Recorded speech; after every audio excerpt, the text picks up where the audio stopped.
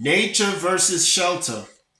Mother Nature proved this week that Floyd Bennett Field in Brooklyn is no place for anyone to live, especially migrants currently set up there in temporary shelters.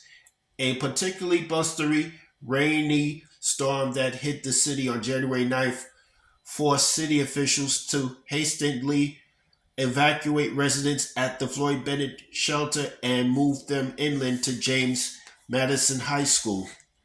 Hours later, after the storm passed and the fierce winds calmed, the city moved the migrants in the wee hours of the morning back to Floyd Bennett.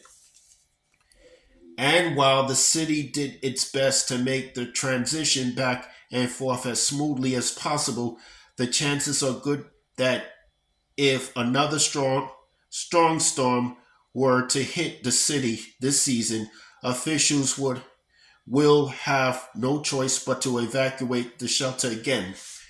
Setting up the emergency migrant shelter there last year seemed like a good idea at the time. Floyd Bennett Field is open federal property which the Biden administration permitted the city and state to use for the shelter. State government picked up the tab for building the facilities there to potentially house thousands of newcomers. Despite the waiting, despite the welling and gnashing of teeth from the usual NIMBY suspects, which was astounding considering that the nearest homes to Floyd Bennett Field are either across a toll bridge in the Rockaways or a mile north of Flatbush Avenue. Flatbush Avenue. The shelter opened up in October, but the congregant settings there discouraged some migrant families upon arrival to the point where they politely declined staying and sought shelter elsewhere. But the Adams administration did not need rabble rousing attention seekers like Curtis Slewa or the migrants themselves to tell them how inappropriate Floyd Bennett Field is for a shelter site. Mother Nature made that point abundantly clear Tuesday.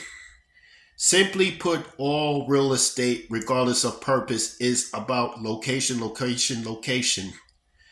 The city has to find a location other than Floyd Bennett Field to house the migrants currently living there, not for political arguments, but rather for practical ones.